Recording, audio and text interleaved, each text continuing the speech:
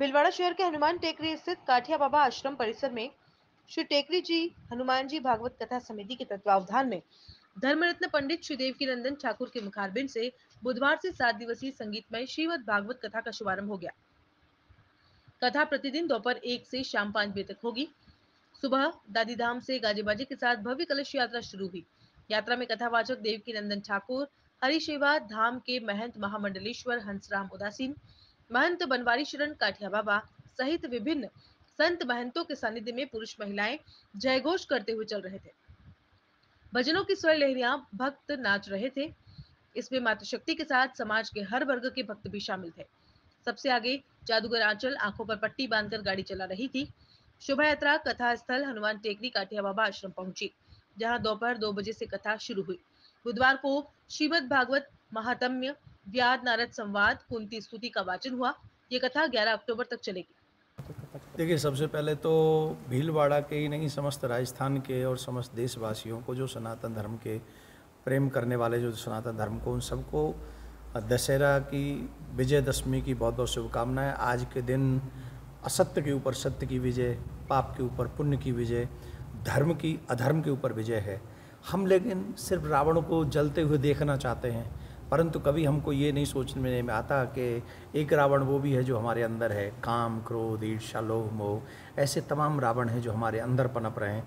कुछ रावण हमारे समाज में भी पनप रहे हैं। हमें ऐसे लोगों पर भी विजय प्राप्त करनी चाहिए। हमें अपने काम पर, क्रोध पर, ईर्ष्या पर, द्वेष पर विजय प्राप्त करनी चाहिए। तभी सही मायने में विजयदशमी का उत्सव हम लोग मना पाएंगे। तो सबसे पहले बहुत बहुत शुभकामना आपको विजयदशमी की। द्वितीय, जो भीलवाड़ा में आज से कथा प्रारंभ होने जा रही है, ये कथा एक अद्भुत, एक अनुपम होगी। मेरा आग्रह है, मॉडर्न एजुकेशन ने जिस तरीके से हमारे बच्चों के भविष्य को एक अलग दिशा दिखाई है।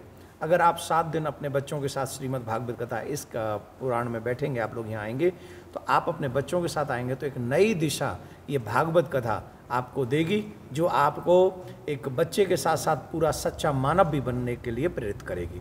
तो मैं समस्त भीलवाड़ा के लोगों से निवेदन करूंगा, आसपास के लोगों से निवेदन करूंगा, अकेले मत आइएगा, अपने बच्चों को भी साथ में लाइएगा। कुछ सवाल है? देखिए, कुछ विदेशी ताकतें हैं, कुछ हमारे देश में ही बैठी हुई ऐसी ताकतें हैं जो अंदर ही अंदर ऐसा प्लान कर रही हैं कि वो इस देश को तोड़ना चाहते हैं, उस देश को एक नया अलग तरीके का रूप देना चाहती हैं।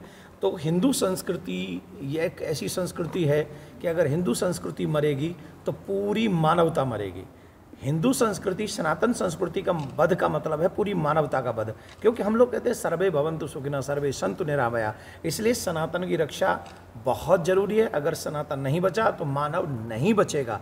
तो मानवता को बचाए रखने के लिए सनातन को बचाए रखना बहुत ज़्यादा जरूरी है। और इसके लिए हम सब सनातनियों को एक साथ, एक स्वर में, एक जगह पर खड़े होकर, वायकादा, तन से, मन से और धन से स्ट्रांग होकर ये लड़ाई लड़नी पड़ेगी। धन्यवाद।